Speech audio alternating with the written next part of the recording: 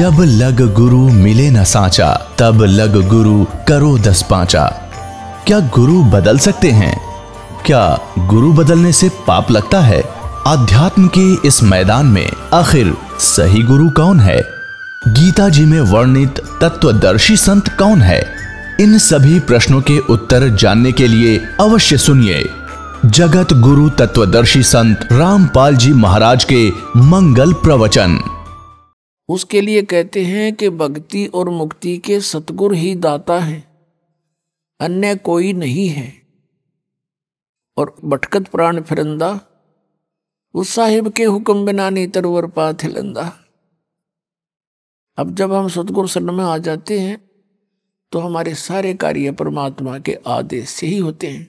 और बाकी जो परमात्मा की शरण में नहीं है उनका प्रारब्ध भी वो अपना भोग रहे होते, उसमें कोई परिवर्तन नहीं हो सकता। उस मालिक के हुक्म बिना उसमें भी कोई परिवर्तन नहीं हो सकता। तरवर पात यानी वृक्ष का पत्ता भी नहीं हिल सकता। अर्थात कोई भी कार्य उस परमात्मा के विधान के विपरीत नहीं हो सकता।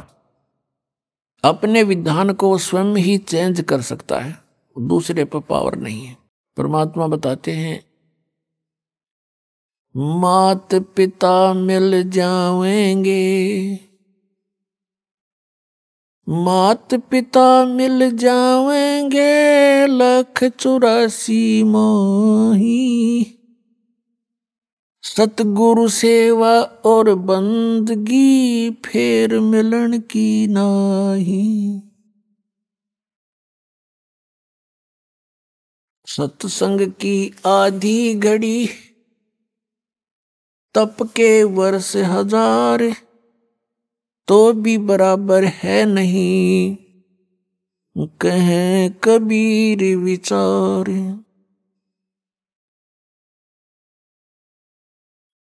परमात्मा हमें याद दिलाते हैं कि तुम मनुष्य जीवन प्राप्त करके परमात्मा की प्राप्ति के लिए कोशिश करते हो।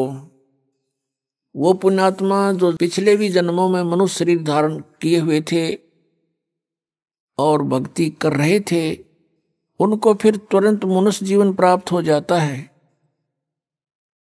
और फिर उनके अंदर पिछली जो प्रेरणाएं होती हैं परमात्मा की, वो विद्यमान रहती हैं। वो उसका अपना संस्कार है, वो कहाँ जन्मा है। जैसे पवित्र हिंदू धर्म में जन्म हुआ तो उसको वो पिछले संस्कार इतना दबाव देते हैं कि वो अपनी साधनाएं किए बिना रह ही नहीं सकता, तो वो साधनाएं शुरू कर देता है। किसी का मुसलमान धर्म में जन्म होता है तो वो क्रियाएं शुरू कर देगा। और अन्य धर्मों में भी ऐसे जानो। लेकिन पुण्यात्माओं, जब तक हम अपने सदग्रंथों से परिचित नहीं होंगे तो साधना करना भी व्यर्थ होगा। मनुष्य जीवन का मुख्य उद्देश्य है परमात्मा का पाना, और यदि परमात्मा प्राप्ति नहीं हुई तो फिर वैसे ही अपना जीवन नष्ट करना होता है। सतगुरु संगत छोड़ के चाहे 1,00,000 वर्ष जप की नहीं, इंद्री क्रम न मोक्ष होवे फिर काल के अधीन। सतगुरु की संगत छोड़ के, गुरु से विमुख होकर के, और चाहे 1,00,000 वर्ष जप करते रहना, आपको कोई लाभ नहीं होगा। इंद्री कर्म न मोक्ष होवे और फिर काल के अधीन। पुण्यात्माओं, आत्मा जब से भगवान से बिछुड़ी है, कुछ दिनों के बाद ही इसको एहसास हो गया कि हमसे कुछ खो गया है। और आज तक भी वो ऐसा ही अधूरापन महसूस कर रही है।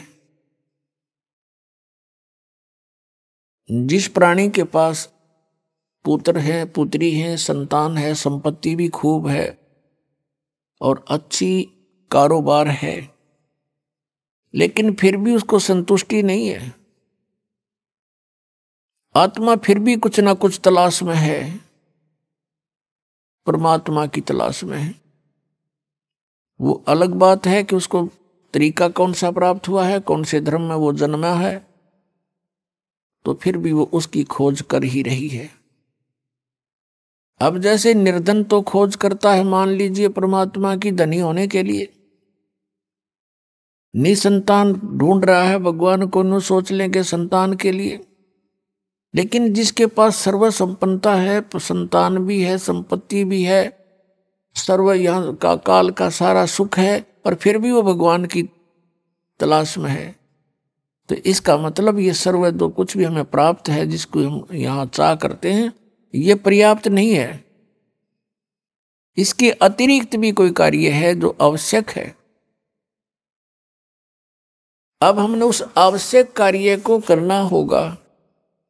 हम पहले अपना जो अनावश्यक कार्य है, केवल रोजगार के लिए, पेट के लिए, इसमें ज्यादा समय डिवोट कर रहे थे। अब हमने ये ज्ञान हो गया कि मनुष्य जीवन का मूल उद्देश्य परमात्मा प्राप्ति है, तो अब हम अत्यधिक समय अपने भगवान के पाने के लिए लगाएंगे। अब वही समय होगा, वही आपका कारोबार होगा, वही क्रिया होंगी। आपकी जो सांसारिक जो क्रियाएं हैं, जैसे पेट के लिए गुजारा सभी करते हैं, कोई सर्विस करता है, कोई दुकान किए हुए है, कोई किसान का काम करता है, कोई सर्विस कर रहा है, कोई मजदूरी करता है। काम आपका यही रहेगा, लेकिन इसमें भगवान का समय अधिक लगाना पड़ेगा। हमने कैसे लगाना पड़ेगा? कई कहते हैं समय नहीं मिलता। समय आपके पास बहुत है, उस समय को हम समझ नहीं सके और उसका दुरुपयोग करते रहे। अब जैसे आप बस में बैठकर सफर कर रहे हो, आपके पास मंत्र प्राप्त है, आपको बैठ के बस में और अपना सुमन शुरू कर दे। इधर उधर झांकिया में देखा नहीं, किसी साथी ते बात घनी करे नहीं, और अपना मंत्र करता रहे, तो वो 2 घंटे आपका समय सदुपयोग हो गया। आप जी किसी मजदूरी के लिए घर से चले हो, मजदूरी के स्थल तक पहुंचे, तो वहां तक अपना सिमरन करे कई बार, और वहां जाकर भी मजदूर को या किसान को मानसिक कार्य नहीं होता, उसमें भी वो अपना भक्ति सिमरन कर सकता है। हमने देखा ये आली किसान हल के पीछे पीछे कोई रागनी गा रहा है, कोई और बकवास सोच रहा है मन में सारा दिन, तो उसका सदुपयोग कर सकते हैं हम, और भक्ति भी कर सकते हैं। क्योंकि किसी भी सदग्रंथ को उठाकर आप देखिएगा, या किसी भी महापुरुष का अनुभव आप पढ़िएगा, उन्होंने वही कार्य किया है जो संसार के आम व्यक्ति कार्य करते हैं, और उन्हीं में परमात्मा को पाया है। उसी काम में सिमरन भी किया है, हठ योग नहीं किया किसी ने। जैसे कहते हैं 2.5 घंटे सुबह और 2.5 घंटे शाम अनिवार्य है ध्यान लगाना, मेडिटेशन करना, ये व्यर्थ की बातें हैं। पहली बात तो इनका ज्ञान गलत, ये ध्यान लगाओगे कहाँ, झूठा ज्ञान और ध्यान का लावे, ये वाद विदा चतुराई, वाद विवाद है इनका, ये चतुराई दिखा रहे हैं। और बात रही हठ योग की, किसी भी संत महापुरुष ने हठ योग नहीं किया, और किसी भी सदग्रंथ में प्रमाण नहीं कि तू कति एक जगह बैठ के भक्ति कर ले। श्रीमद् भगवद गीता अध्याय नंबर 3 के श्लोक नंबर 4, 5, 6 में स्पष्ट किया है कि अर्जुन, यदि तू काम छोड़ के हठ योग करने लग गया, अगर तू कर्म सन्यासी हो गया, कर्म सन्यासी का अर्थ है काम छोड़ के और एक जगह बैठ जा, चाहे जंगल में बैठा, चाहे कोई गुफा बना ले, या घर पे बैठ के वो व्यर्थ प्रयत्न कर रहा है, तो फिर तेरा निर्वाह कैसे चलेगा? फिर क्या है, इस काल ने 5वें अध्याय के अंदर फिर अपनी टांग अड़ाई है गीता ज्ञानदाता ने। उसमें इसने बताया है कि ऐसा आसन हो, ना घना ऊंचा हो ना नीचा हो, एकांत स्थान हो, नाक के आगे ध्यान लगावे और ऐसे भक्ति करे। ये वेद ज्ञान नहीं है, ये इसका अपना मत है। गीता जी के अंदर 2 तरह का ज्ञान है, एक तो वेद ज्ञान है और फिर दूसरा इसने अपना मत उसमें डाला है। तो अब यदि हम इस 5वें अध्याय वाले क्रियाओं को सही माने तो तीसरे वाले खराब गलत होगी, जिसमें नो कहा तू एक जगह बैठ के क्रम सन्यासी हो गया तो तेरा निर्वाह कैसे चलेगा, इसलिए तो युद्ध भी कर, सिमरण भी कर, काम भी कर, भक्ति भी कर। ये तो वेद ज्ञान है, ये सही ज्ञान है। क्योंकि यजुर्वेद अध्याय नंबर 40 के मंत्र नंबर 15 में कहा है कि वायु अनिलम अथ इदम भस्मांतम शरीरम ओम कर्तु समर किलबे समर कर्तुम समर। ओम नाम का जाप काम करते करते सिमरण करो, विशेष कसक के साथ सिमरण करो, श्रद्धा के साथ, और अपने मनुष्य जीवन का मूल कर्तव्य जानकर सिमरण करो।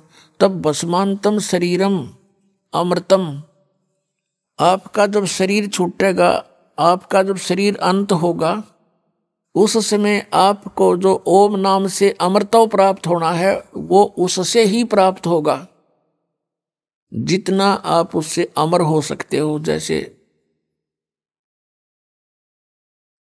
ओम नाम के जाप का साधक ब्रह्मलोक में जाता है क्योंकि ये ब्रह्म की साधना है, और ब्रह्मलोक में जाने के बाद भी फिर ये वापस आता है।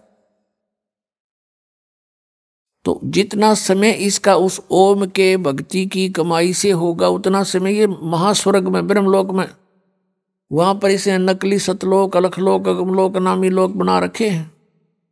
तो वहां ये प्राणी अपना इतने समय तक ये जन्म मृत्यु से बच जाता है, लेकिन फिर भी जन्म मृत्यु होती है। कहने का भाव ये है कि श्रीमद् भगवत गीता अध्याय नंबर 8 के श्लोक नंबर 13 में ये गीता ज्ञान दाता वेद ज्ञान बता रहा है कि ओम इति एकाक्षरम ब्रह्म विहारन माम अनुस्मरण यह परियाति तदन देहम सयाति परमाम गतिम। मुझ ब्रह्म का एक ओम मंत्र है, एक ओम अक्षर है, बस नथिंग एल्स। इसका उच्चारण करता हुआ जो शरीर छोड़कर जाता है वो मेरे वाली इस ओम से मिलने वाली परम गति को प्राप्त होता है। 7वें अध्याय के 18वें श्लोक में कहा कि अर्जुन, ये उद्धार आत्माएं ज्ञानी आत्मा है तो उद्धार, लेकिन इनको तत्वदर्शी संत ना मिलने से ये मेरे वाली घटिया, मेरे वाली अनुत्तम गति में ही आश्रित हैं। क्योंकि ओम नाम के जाप से ब्रह्मलोक प्राप्ति होती है और ये ब्रह्म की साधना की परम गति है ब्रह्मलोक प्राप्ति। और वहां गए प्राणी भी फिर जन्म मृत्यु में आते हैं। गीता ज्ञानदाता 4थे अध्याय के 5वें श्लोक में और 9वें श्लोक में, 2रे अध्याय के 12वें श्लोक में, 10वें अध्याय के 2रे श्लोक में गीता के अंदर गीता ज्ञानदाता कहता, अर्जुन तेरे और मेरे बहुत जन्म हो चुके, तू नहीं जानता, मैं जानता हूं।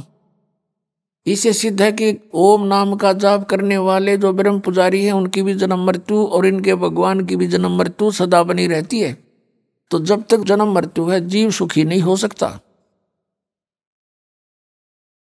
अब इसे हम उसी पर आते हैं कि गीता जी अध्याय नंबर 8 के श्लोक नंबर 5 और 7 में कहा है, यदि तूने मेरी शरण में रहना है तो मेरी भक्ति कर, युद्ध भी कर और मेरा सिमरण भी कर।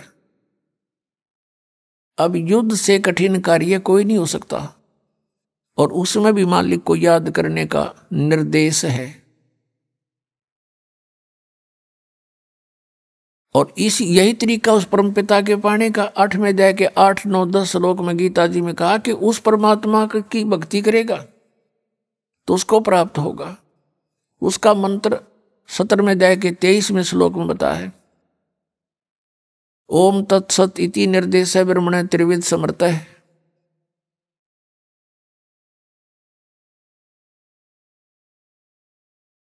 तो इस प्रकार पुण्यात्माओं हमने अपने सदग्रंथों को आधार मान के और फिर भक्ति करनी चाहिए। वैसे धूल में लठ लगाने से कोई फायदा नहीं। अंधाधुंध कितना कुछ कर रहा है, कोई कुछ कर रहा है, डूंडा ठा रहे हैं, कोई तप कर रहा है, कोई व्रत रख रहा है, तो ये कहीं प्रमाण है इन साधनाओं से किसी को कोई मिला प्राप्ति हुई?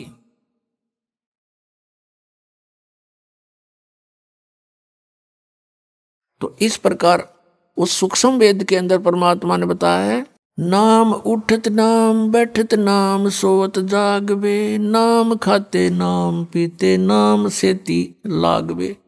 यानी नाम का सिमरण करना है, चलते फिरते उठते बैठते भोजन खाते समय भी आप सिमरण कर सकते हैं। अब जैसे किसान के पास बहुत समय होता है, खेतों में जा रहे हैं, घूम रहा है, अपना भक्ति करता जावे, पशुओं के लिए चारा लाता है तो सिमरण करता जावे आवे। यानी सिमरण में समय अधिक लगाना होगा। अन्य जैसे शॉपकीपर हैं, दुकानदार हैं,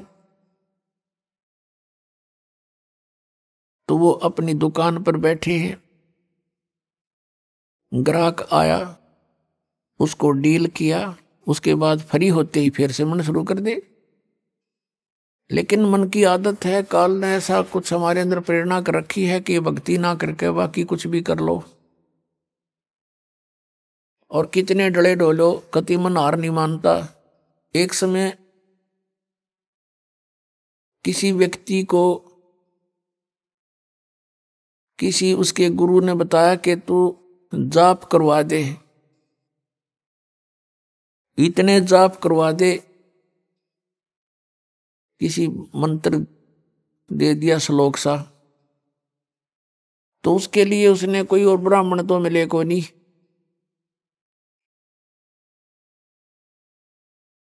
उस अपने गुरु से पूछा, जी ब्राह्मण नहीं मिल रहे हैं, मैं किसी और से करा सकता हूँ? कहाँ? भाई किसी से करा दे, फिर इतने मंत्र करा दे तू। वो गया वहां पर लेबर चौक पे, लेबर चौक पर दो व्यक्तियों से कहा, भी ऐसे ऐसे काम है, आप यहाँ क्या दिहाड़ी लेते हो एक दिन की डेली? उन्होंने बताया कि हम 15 रुपए लेते हैं। और क्या काम करते हो? कि सारा दिन तसले ढोते हैं, मिट्टी डालते हैं सड़कों पर या किसी के घर पे। तो उस व्यक्ति ने कहा कि मैं तुम्हें 30 रुपए दूंगा और बढ़िया भोजन दूंगा और बढ़िया कपड़े दूंगा, तुम मेरे यहाँ काम कर दोगे? क्या काम है बताइए? कि वहाँ एक मंत्र का जाप करना है। वो दोनों बोले ठीक है हम कर देंगे। और भी दूसरे कहने लगे हम भी चल पड़ेंगे, हम भी चल पड़ेंगे। वो कहने लगा भाई दो की आवश्यकता थी, ये 2 तैयार हो लिए। उन दोनों को ले आया, उनको कहा पहले तुम स्नान करो। स्नान किया और बढ़िया भोजन कराया, स्वच्छ कपड़े पहना दिए, जैसे धोती लपेटा करते पहले, वह धोती दे दी उनको बढ़िया, और कहा ये माला ले लो और ये मंत्र बोलते रहो। 8 घंटे ड्यूटी करो तुम अपनी, 8 घंटे यहाँ, और 30 रुपए दूंगा। वहां 15 लेते थे। अग जी ठीक है, बहुत अच्छी बात, निहाल होगे। और जी कितने दिन कराओगे? अग भाई 3-4 दिन कराने पड़ेंगे। अग जी और किसी ना बुलाइयो? अग ना भाई ठीक समय ना, और क्या जरूरत है, डेली इतने करने हैं, तुम कर ही दोगे? कहाँ जी कर देंगे। अब उसने बैठा दियो, माला देगा हाथ में। उन्होंने आधा घंटा तो करया, फिर 10-5 मिनट और करया, फिर उन्हें सोची रहा तरा गज भैया कद बजेंगे 8 घंटे हुए। तो दोनों ने बोले भाई ले पकड़ तेरी माला अरिया तेरी धोती, मारा बनाओ 8 घंटे तेरा कौन बैठा रहा इसमें बंद के। वो छोड़ के सारा सामान और पैर का अपने वो कपड़े लेबर चौक पा खड़े हुए, 15 रुपये में सारा दिन वो डले डो लिए। वहां सुख में बैठ कर मंत्र ना कराया गया। इस मन की इतनी गंदी आदत है यार। एक पेट के लिए आप कितनी मेहनत करते हो, पशु भी थक जाता, हमने देखा, क्योंकि दास का किसान परिवार में जन्म था। सुबह से लेकर शाम तक हाल ही हल जोतता है, उसका कोई घंटों का हिसाब नहीं। सुबह 6 बजे चला जाता, शाम ने 6 बजे छोड़ता बैलों को। और कई एक ऐसी व्यवस्था होती है, फिर चारा काट के सिर पे रख कर लाता था। बैलों को तो छोड़ देता था, वो अपना चारा चरते थे और वो हाथ से उनकी चारा काटता था और फिर उनके लिए सारा चारा डालता था। फिर लेन देन जो घर का उसको करता है, पशु से भी ज्यादा कार्य करता है एक पेट के लिए इंसान, और एक भगवान के लिए 10 मिनट नहीं निकालने देता। यो मनुष्य इतना दुश्मन है इस जी आत्मा का। तो पुण्यात्मा इसके जाल को समझना है आपने। और भक्ति भक्ति के हिसाब से होगी, जैसे भगवान ने बता रखी, अपने मनमुखी नहीं करनी। अब जैसे कावड़ लेने जाते हैं, बड़ी श्रद्धालु आत्मा है, वहां से लेकर वहां तक पैदल जाते हैं। कई बार तो पैदल आते हैं और पैरों में छाले पड़ जाते हैं, पट्टी बांध बांध कर, और चलते ही रहते हैं। और उन नैनों कह दे तो ये एक मंत्र की माला फेर दे छोड़ के चलो, इतना लंबा मंत्र 108 मंत्र क्यों करोगे। शुरू में सटराई करने लग जाता है ये मन, इतना वो है ये उल्टे काम करने में राजी, और अच्छे काम में इसकी बिल्कुल रुचि नहीं बनती। तो इस भक्ति से, ज्ञान से, परमात्मा के अंकुश से ये मन फिर आपको भक्ति करने देगा। ना भक्ति ना करने दे, और कुछ भी कर ले, तपस्या कर ले, सारा सारा दिन, कोई कोई वर्षों तो खड़े रहते हैं, क्योंकि वहां मन का सहयोग होता है। और मन ये काल है, ये चाहता है कि परमात्मा की भक्ति ना करके यो प्राणी बाकी कुछ भी करता रहे, अपने पंजे नीचे है यो। पेट पलनियां चलते हैं, उन इष्ट दामों पर जाते हैं, पेट के बल ऐसे आगे निशान लगा दिया, फिर वहां पहुंच गए, उठकर फिर निशान लगा दिया। यानी इस तरह की क्रियाएं कितनी कर ले, नो प्रॉब्लम, नो ऑब्जेक्शन। और माला के 108 मंत्र ने होगा 6 ऑब्जेक्शन। एक माला पूरी नहीं करने दे, इतने पता नहीं कहाँ का सोचेगा, चल वहां चलते हैं, वो काम था और फलाना था, फिर कर लेंगे, चल छोड़ इसको, फिर क्या था, फिर पता नहीं कहाँ कोई और समस्या आ जा। तो कहने का भाव ये है कि जो क्रिया है वो बिल्कुल आसान है, लेकिन हम उस दूसरी साधनाओं में घने रंगे। अब उस रंग को कति छोड़ना पड़ेगा। वो साधना आप जो पहले किसी तरीके से भी करते थे वो नहीं करनी है। अब जैसे आपको बताई जाती ऐसे ही करना। जैसे राधा स्वामी पंथ से आए हैं बहुत से भक्त, वो कहते हैं जी हमने, हमारा तो अभ्यास बन गया, 2.5 घंटे सुबह बैठकर 2.5 घंटे सामने, तो हम, और जब तक ना बैठा हमारा मनसा ना भरता, तो ये नहीं करना आपने। क्योंकि वैसे तो ठीक है, बैठे हो, समय मिल गया तो भक्ति करो, कोई दिक्कत नहीं है, मंत्र करो, बैठ के करो, चल, लेकिन मेडिटेशन नहीं करना। ये जो ध्यान है, आप जिस तरीके से ये हठ योग है, और ध्यान की विधि हम बताएंगे वैसे करना।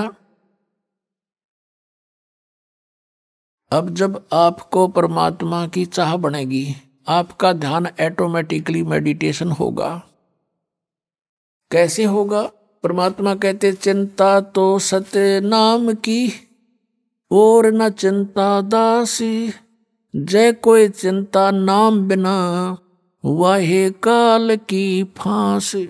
जैसे कहते हैं ना, आप किसी को टेंशन हो जाती है और उस टेंशन में उसका मन की सुई रुक रुक के वहीं जाती है, थोड़ी सी देरी दूर जाती है, तुरंत फिर वहीं पहुंच जाती है।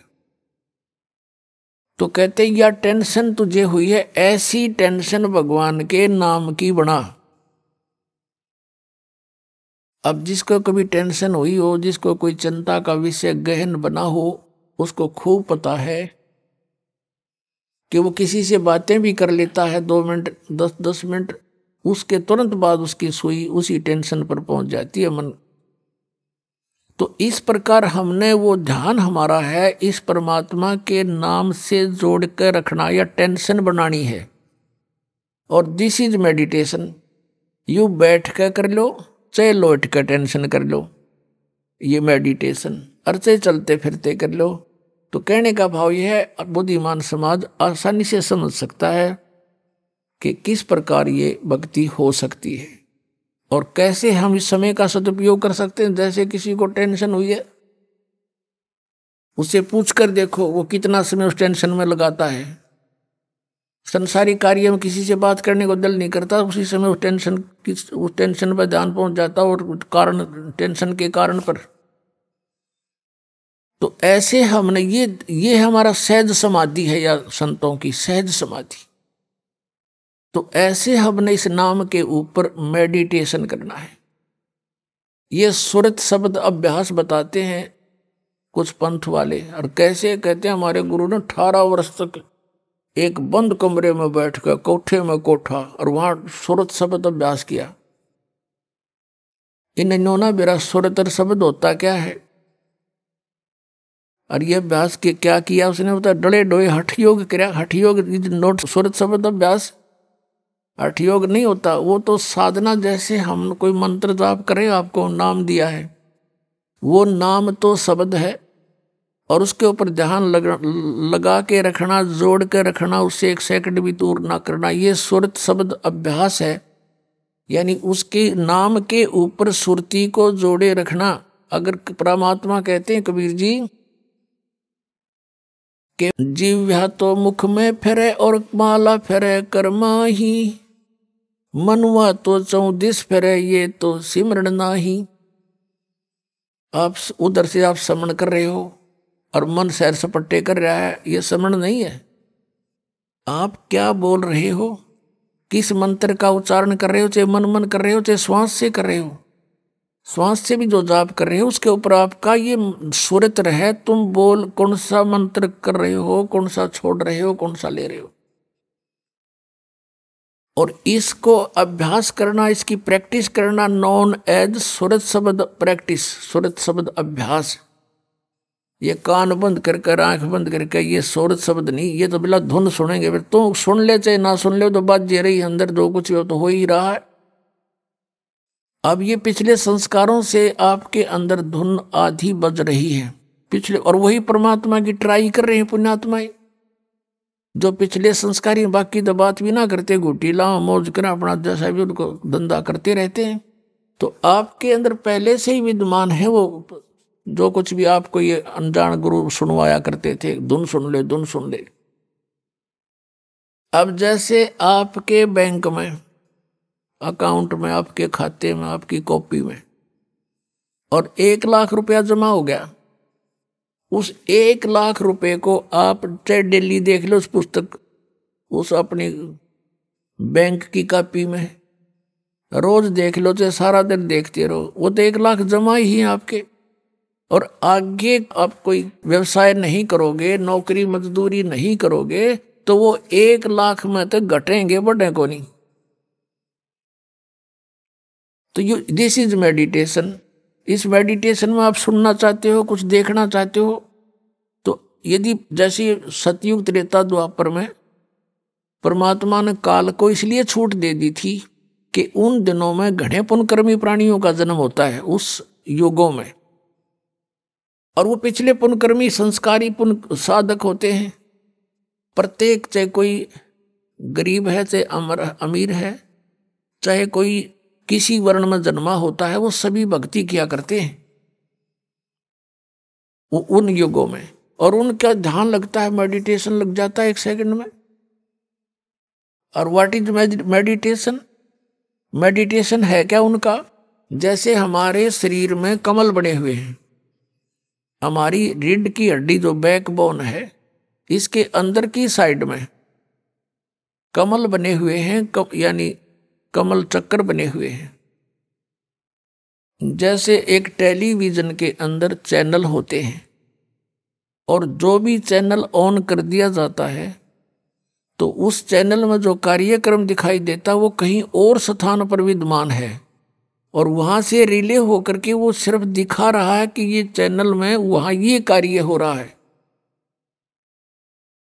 तो ऐसे ही हमारे शरीर के अंदर चैनल हैं, मूल कमल, फिर उससे 2 अंगुल ऊपर स्वाद चक्र, फिर नाभि चक्र जिसको नाभि कमल भी कहते हैं, और फिर हृदय चक्र हृदय कमल, और फिर कंठ का चक्र कंठ कमल, और फिर त्रिकुटी का कमल, और फिर सहस्रार कमल। तो इस प्रकार हमारे शरीरों में चैनल बने हुए हैं, कमल है। और जो साधक होते हैं पुरकर्मी प्राणी, वही परमात्मा की खोज में कोई प्रयत्न करते हैं। तो पहले युगों में प्रत्येक व्यक्ति की समाधि हो लग जाती थी, मेडिटेशन हो जाता था। जो ट्राई करना चाहता था, अंदर क्या होता है उसका कोई कमल पिछले पुनों से, पिछले संस्कार से खुल जाता है अभ्यास से। तो वो उस चैनल में क्या होता है कि जैसे फिल्म शुरू हो जाती है, फिल्म एक मूवी शुरू हो जाएगी, उस चैनल पर जहां से प्रोग्राम आ रहा है वो सारा दिखाई देना शुरू हो जाता है। कोई नाच रहा है, कोई गा रहा है, कहीं राजा की सवारी आ रही है, जैसे फिल्म चलती है। कहीं झरने बह रहे हैं, कहीं फलदार वृक्ष नजर आ रहे हैं, कहीं फूलों की बहुत लंबे चौड़े बाड़ी है, बगीची है। तो वो सारा कुछ देखता रहता, कहीं गाने हो रहे हैं, कहीं अप्सराएं नाच रही हैं। तो मेडिटेशन करने वाले जो साधक होते थे, तो वो यो मन वैसे ना टेकने दे उनको, 10 मिनट भी ना बैठने दे। ये तो कई घंटे बैठे रहा करते, कई वर्षों तक बैठ जाते थे। अब अंदर यू बाहर की वस्तुओं से इस मन को अधिक अट्रैक्टिव चीजें अंदर दिखाई देने शुरू कर देती है। इसलिए ये फिर वहां धक्के खाता रहता, देखता रहता उस चैनल पर मूवी को। ना ये सिमरण करता, सिर्फ बैठ के हठ योग हो गया, इस तप बन गया। तप से राज प्राप्ति होती है, तप से राज मदमानम, और जन्म तीसरे फिर शुक्र सवानम। ये 2.5 घंटे बैठकर, 2.5 घंटे सुबह बैठकर ये के ढूंढेंगे भगवान को, ये सिर्फ मूर्ख बनाने वाली बातें हैं। नीम हकीमों का ये तरीका है। तो ऐसे ये ऋषि लोग सतयुग त्रेता द्वापर में ऐसे साधना किया करते, सभी करते थे। जैसे आपने महाभारत पढ़ा हो तो गीता युद्ध के बाद श्री कृष्ण भी अपना ध्यान करता है, सिमरण करता है, अर्जुन भी बैठ जाता है, ध्यान करते हैं, सिमरण करते हैं। लेकिन सिमरण उस टाइम तो उनका युद्ध का वो था, कल क्या करना है। बेशक वो बैठ जाते थे, लेकिन वो जो समस्या थी उनकी वही उन्हीं पर उनके विचार विमर्श आंतरिक होते थे। भाव ये है कहने का कि उनके पिछले इतिहास से हमें पता लगता है कि प्रत्येक प्राणी भक्ति करने की चेष्टा करता ही रहा है, और उस समय उनकी समाधियां भी लग जाती थी, जिस कारण से वो अपने क्रिया को अंतिम और सही मानते रहे।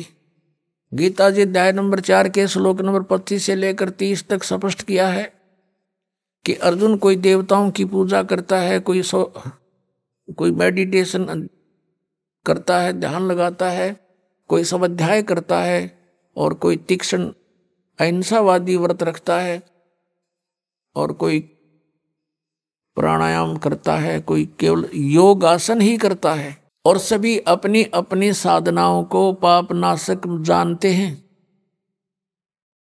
फिर गीता जी अध्याय नंबर 4 के श्लोक 32 में कहा कि अर्जुन, ऐसी धार्मिक अनुष्ठानों की जानकारी विस्तार के साथ सच्चिदानंद घन ब्रह्म की वाणी में ब्रह्मणे मुखे, उसमें कही गई है सही विस्तार के साथ। परमेश्वर ने स्वयं आकर अपने मुख कमल से बोली है, वो साधना है सही, और वो है तत्व ज्ञान। चौथे अध्याय के 34वें श्लोक में कहा कि फिर वो उस तत्व ज्ञान को तू तत्वदर्शी संतों के पास जाकर समझ, उनको दंडवत प्रणाम करने से, कपट छोड़ करके उनसे प्रार्थना करने से वो तत्वदर्शी संत तुझे परमात्म तत्व का ज्ञान कराएंगे, उनसे पूछो। तो इससे एक तो ये सिद्ध हो गया कि Gita is not complete knowledge. Shrimad Bhagavad Gita में कंप्लीट स्पिरिचुअल नॉलेज नहीं है, इनकम्प्लीट है, लेकिन गलत नहीं कह सकते। हाँ, गलत वो है जैसे इस काल ने कुछ युद्ध कराने के लिए अर्जुन से अटकलबाजी की है। अभी आपको बता के 5वें अध्याय में वो कहता है कि ऐसे आसन लगा ले, ऐसे बैठ जा, नाक के आगे ध्यान लगा। ये इसका अपना मत है, स्वयं कहता है ये मेरा मत है और बाकी वेद ज्ञान है। अब जैसे इसने युद्ध कराने के लिए अर्जुन से कहा दूसरे अध्याय के 37 और 38 श्लोक में कि अर्जुन तू लाभ हानि को छोड़ के और किसी जय पराजय की भी चिंता ना करके तू युद्ध कर ले। अब पहली तो बात समझ की है कि बिना बगैर लाभ हानि के कौन सिर फुड़वावे। और फिर तुरंत कहता है कि यदि तू युद्ध में जीत गया तो पूरी पृथ्वी का शासन प्राप्त होगा, राज भोगेगा, और यदि तू युद्ध में मारा गया तो स्वर्ग में जाएगा, तेरे दोनों हाथों में लड्डू हैं, युद्ध कर ले। बता इसका कोई थ्योरी है? पहले मैं तो कह रहा है कि लाभ और हानि छोड़ कर युद्ध कर ले, हार जीत की भी चिंता ना करे, और तुरंत लाभ हानि बता रहा है कि यदि मारा गया तो स्वर्ग में जाएगा और जीत गया तो पृथ्वी का शासन भोगेगा। बता, आप पे लाभ हानि बता रहा है, फिर क्या लाभ हानि मत सोचे।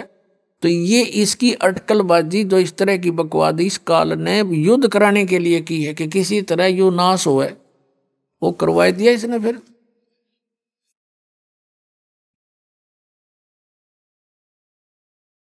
सतगुरु संगत छोड़ के लाख वर्ष जप की नहीं, इंद्री कर्म ना मोक्ष होए फिर काल के अधीन।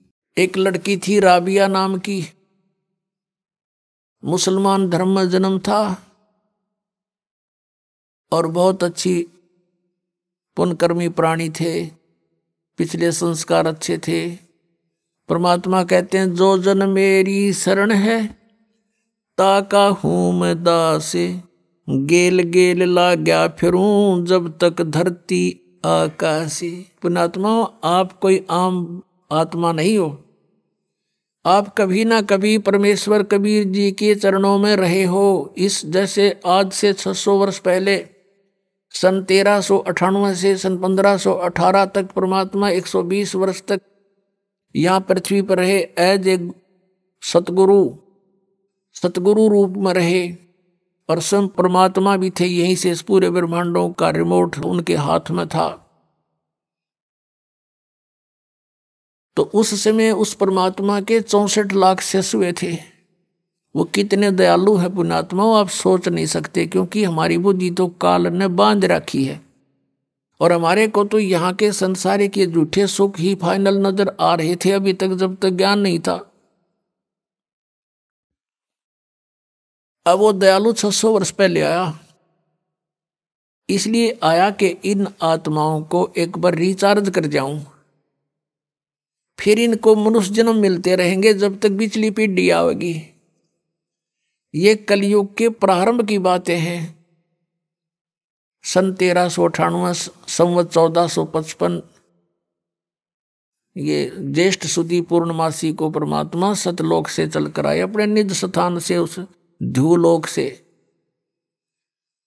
तेजो में स्थान सतलोक से, और एक कमल के फूल पर बनारस के अंदर काशी शहर के बाहर वन में एक कमल के फूल पर लहरतारा सरोवर में खिले कमल के फूल पर आकर प्रकट हुए। वो प्रथम चरण था कलयुग का। अब ये बिचली पीढ़ी, ये मध्य का समय है कलयुग का, और कलयुग का लास्ट जो होगा उसके विषय में बताया कि उसमें सब कृत गढ़ी प्राणी हो जाएंगे।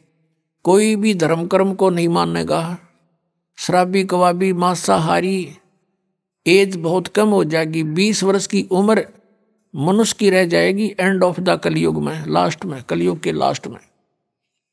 और उसमें 5 खंड होंगी, जैसे 15 वर्ष की उम्र में सभी मर लिया करेंगे, युवा भी हो लेंगे, ब्याह भी करवा लेंगे, बच्चे भी उत्पन्न हो लेंगे और मर भी लेंगे।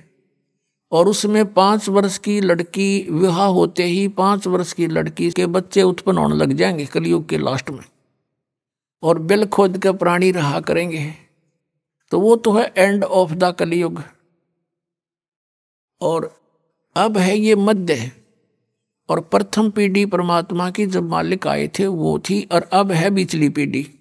तो इस बीचली पीढ़ी तक आपको लाने के लिए कि इनमें आस्था भगवान की बनी रहे, चाहे ये कोई पत्थर पूजे हैं, चाहे ये किसी कृष्ण जी ने पूजे हैं, चाहे ये कोई और अपना बाबा श्याम जी के धोख में प्रसन्न है, लेकिन वो थे पूर्व के संस्कार। और हम सोच रहे थे कि इन देवताओं की पूजा से हमें सुख हो रहा है, क्योंकि हमें ज्ञान नहीं था। जैसे ये दास भगवान श्री कृष्ण का विशेष पुजारी था, भगवान विष्णु समझो, कृष्ण श्री राम, भगवान शंकर हनुमान जी का पुजारी, यानी जैसे सारी कौड़ी भर रहे थे, पहले साधली साधना कराया करते थे। बाबा श्याम जी हमारा कुल देवता, और वो भी पूजा ये थे। तब पिछले संस्कारी बताएं कुल की हमारी। तो उसमें जैसे हम स्कूल में पास होते थे शिक्षा में, तो अपने सोचा करते भगवान कृष्ण ने दया करती, फिर बाबा श्याम जी याद आ गया, बाबा श्याम जी ने दया कर दी, बजरंग बली की मेर जय हो, उसने मैं पास करा दिया। फिर विवाह हुआ, नौकरी प्राप्त हुई, संतान हुई, तो इन्होंने सोचा करते इन भगवान ठाठ कर दिए, और इनकी पूजा करते थे। आस्था थी, और ज़्यादा आस्था बढ़ती चली गई, क्योंकि सुख होने लगे। ये हो रहे थे पूर्व के संस्कार, प्रारब्ध ही फल रहा था हमारा, और हम सोच रहे थे इनने मौज कर रखी है। तो ऐसे ही पहले ये सब होता रहा। तो परमात्मा 600 वर्ष पहले आए थे, और वो कहीं भी जा करके खड़े हो जाते थे, जैसे कोई मदारी तमाशा कराया करे, और खड़े हो जाते थे चौराहे पर या गली के बीच में गांव में, और वहाँ गाने लग जाते थे, अपना ये शब्द सुनाया करते थे। मानुष जन्म दुर्लभ है, ये मिले न बारंबार, तरवर से पत्ता टूट गिरे, बोर न लगता डार। परमात्मा ने ऊंची ऊंची आवाज में कहीं खड़े होकर बोलने लग जाते, आसपास के लोग इकट्ठे हो जाते, काफी झुंड बन जाता, और मालिक की आवाज तो लाउड स्पीकर से भी तेज थी, जहां जो बैठा उसको वही सुन रहा है, और आराम से बोल रहे हैं। और लीला थी उस मालिक की। परमात्मा के आगे क्या है स्पीकर, लाउड स्पीकर है। तो ऐसे सैकड़ों की संख्या में भक्त वहां जमा हो जाते, फिर प्रार्थना करते, हे भगत जी आजाद और डट जाओ हमारे गांव में। अच्छा भाई डट जाऊंगा, वो तो गए इस उद्देश्य से थे। फिर अगले दिन फिर परमात्मा शाम ने भी सुनाते, दिन में वो अपना धंधा कराते, शाम ने फिर कराएंगे भैया जी हो। ऐसे लाखों लोग हो गए थे भगवान के, उस एक दिन में सैकड़ों जगह प्रकट हो जाते हैं भगवान। जैसे आज तो ये टीवी हो गए, एक व्यक्ति बोलता करोड़ों टीवियों में जाकर वो सारा अपना ज्ञान दे सकता है। उस समय ये भी नहीं थे, और ये होते तो कबीर साहब ने बोलन कौन देता, जैसे इस दास के साथ हो रही। अब जिस पर भी हमारा ज्ञान चलता है, ये नकली संत जब बंद करवा देते, बंद करो, ये तो झूठ बोल रहा है, निंदा करता है।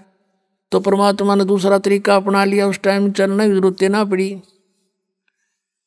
तो ऐसे, और फिर उनको सुख हुआ नाम लेते ही, केवल प्रथम मंत्र देते थे भगवान उस समय, और बीच के ओनली ये 5 नाम जो आपको प्रथम मंत्र में दिए जाते, ये थे वो 5 नाम जो राधा स्वामी वाले गाटा जोड़ रहे हैं। 5 नाम, वो पांच भी नाम, वो भी कोई ना काल के 5 होते हैं। अरे इनसे लाभ होगा आपको यहाँ का भी, और यहाँ से हम चलेंगे, जैसे हमारे शरीर में चैनल बने हुए हैं, इनमें ये प्रधान बैठे हैं, इनके मालिक हैं ये, इनका अकाउंट क्लियर करके हम आगे जा सकते हैं त्रिकुटी पर। तो उस समय हमें ज्ञान आधार नहीं रहा, सुख गणे दिए परमात्मा ने, क्योंकि ये सुख सागर है प्रभु।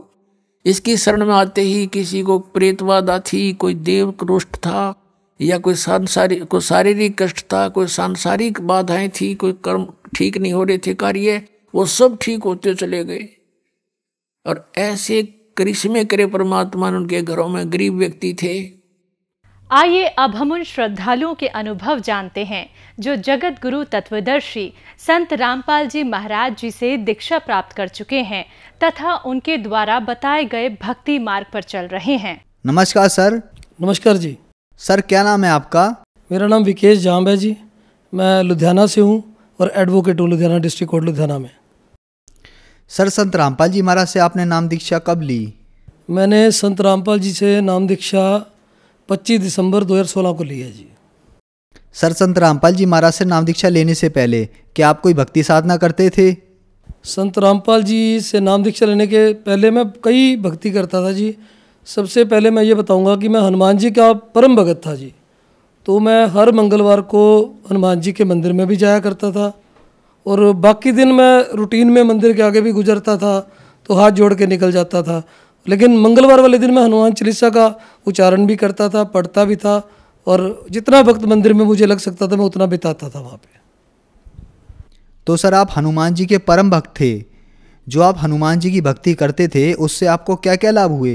जब मैं लुधियाना में आया था 19 सितंबर 2001 को जी, तो उसके बाद मैं यहाँ पे आने के बाद जब मेरा धीरे धीरे थोड़ा सा काम चलने लग गया तो मैं बहुत ज़्यादा शराब पीने लग गया जी, बहुत ज़्यादा। तो सर ऐसा था कि शराब पीते पीते कई बार क्या होता था कि रात को जैसे 12 भी बज जाते थे तो एक्सेस विस्की की वजह से फिर कुछ होश नहीं रहता था और मैं घर से यहाँ से निकल के और फिर मतलब पूरी रात में घर नहीं लौटता था।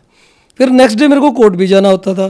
तो बड़ी हालात बड़े अजीब से थे। मैं कोर्ट भी जाता था, क्या करता कि मुझे काम भी करना है और मुझे अपने आप से घृणा होने लगी थी कि मैं ये क्या कर रहा हूँ, मैं क्यों इतनी पी रहा हूँ।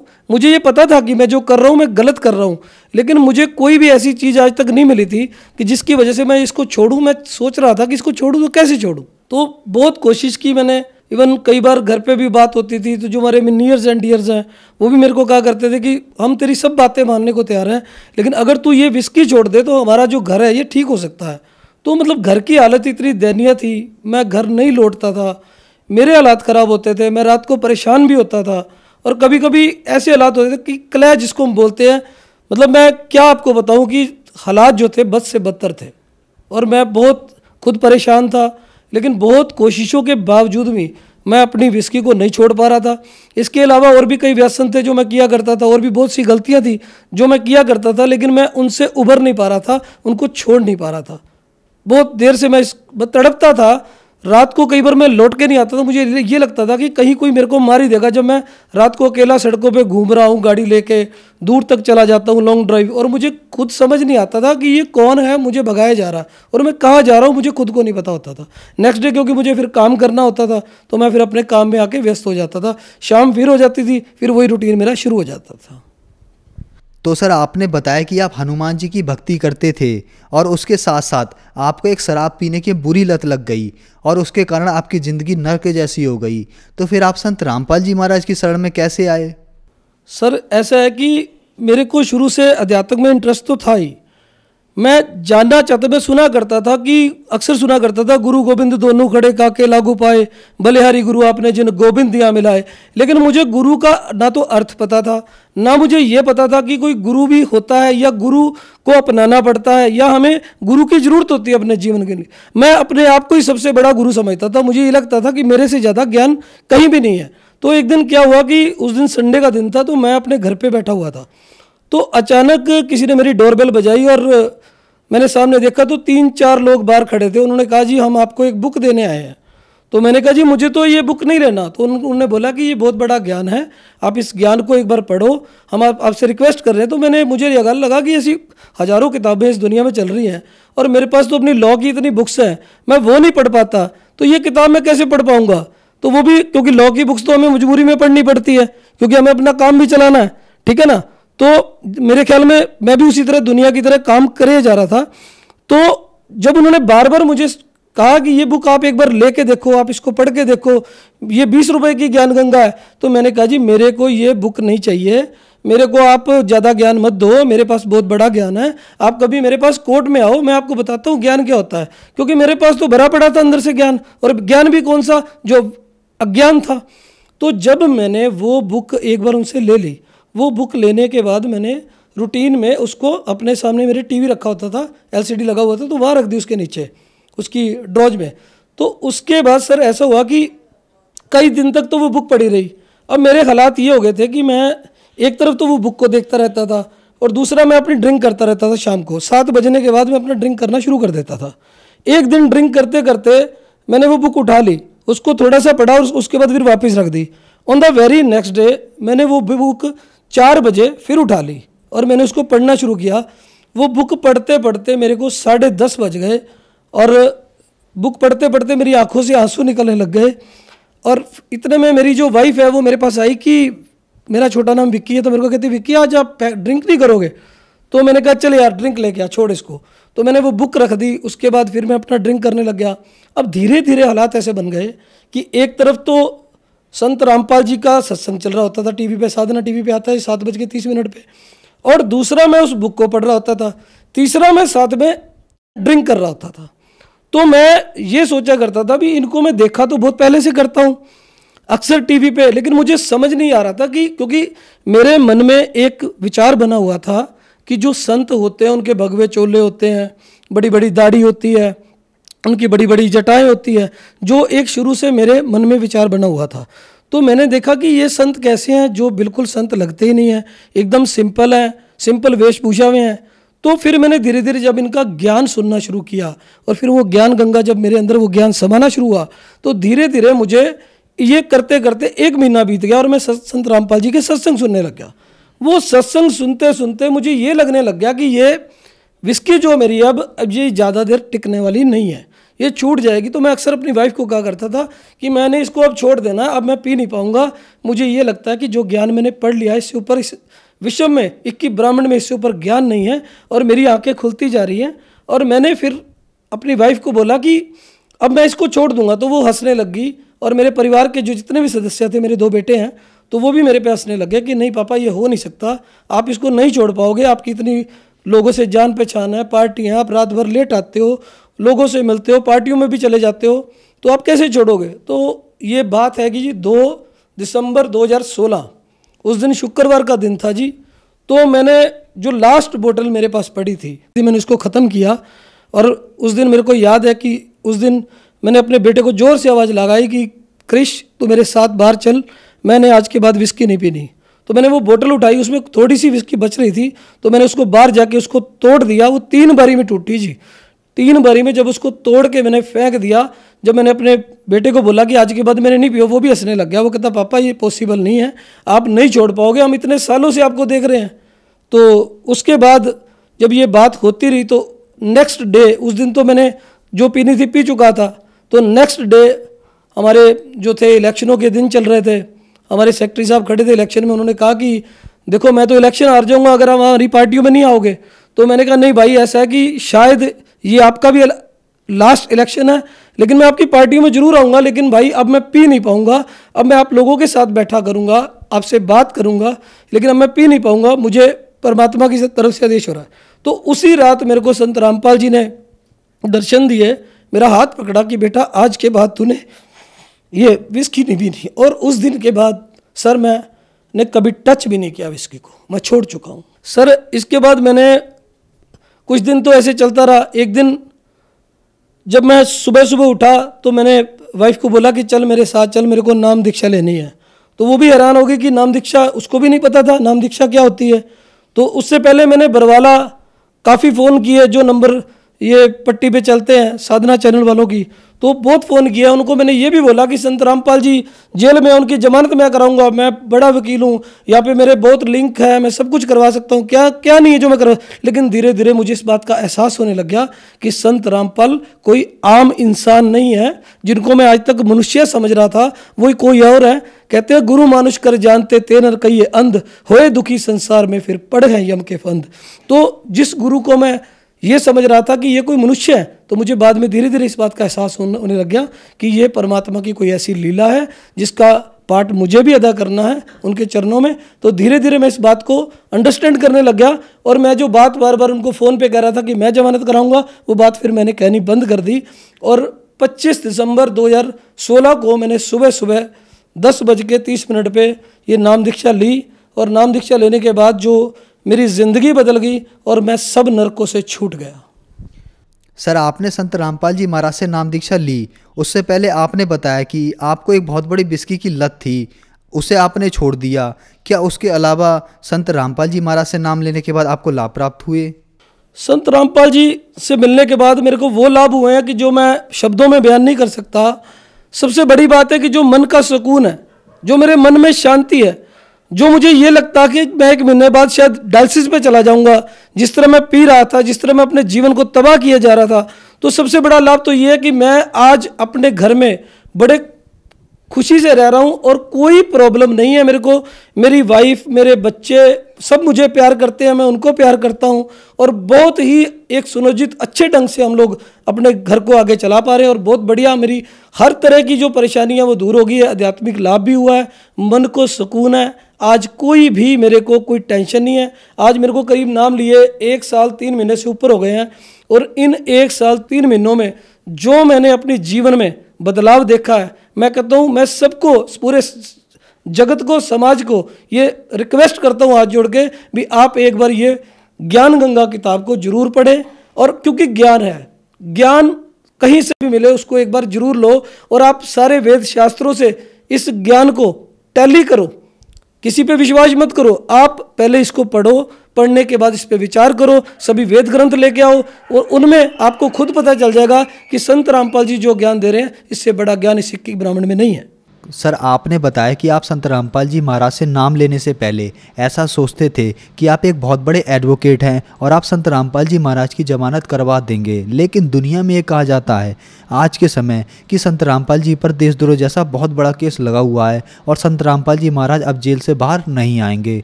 तो आप एक एडवोकेट हैं, आपका इस बारे में क्या कहना है?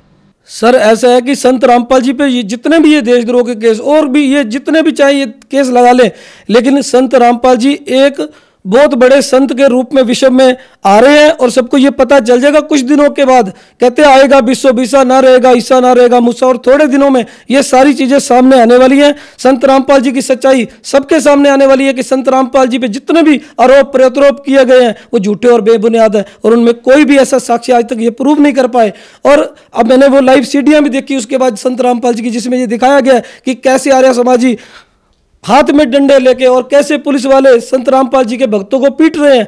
और मैंने तो उस टाइम नाम लिया जब संत रामपाल जी जेल में थे। अगर मुझे उनमें कुछ भी ऐसी चीज दिखाती, मैं बीइंग एडवोकेट ये कहता हूं मैं कभी भी उनके साथ नहीं चलता, लेकिन आज मैं ये दावे के साथ कह सकता हूं कि उनसे बड़ा संत इस पूरी पृथ्वी में 21 ब्राह्मण में कोई भी नहीं है। सर, ये बात मैं दावे के साथ कह सकता हूं कि संत रामपाल जी विश्व का कल्याण करने के लिए बहुत जल्दी ही हम सब लोगों के बीच में विराजमान होंगे और वो जेल से जल्द ही आने वाले हैं और उनको कोई अंदर नहीं रख सकता।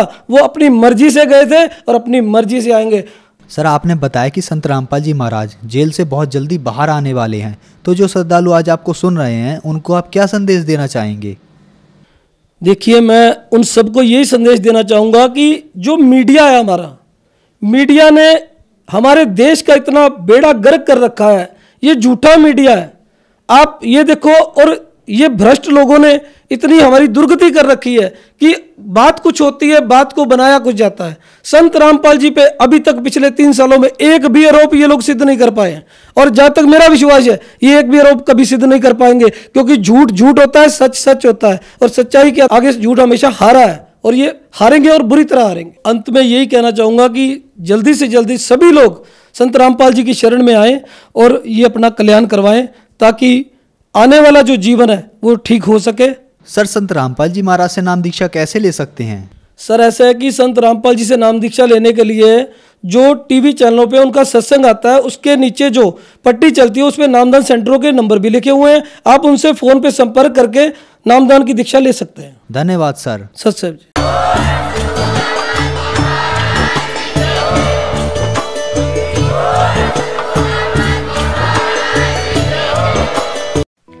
आप सुन रहे थे जगत गुरु तत्वदर्शी संत रामपाल जी महाराज के मंगल प्रवचन। अधिक जानकारी के लिए संपर्क करें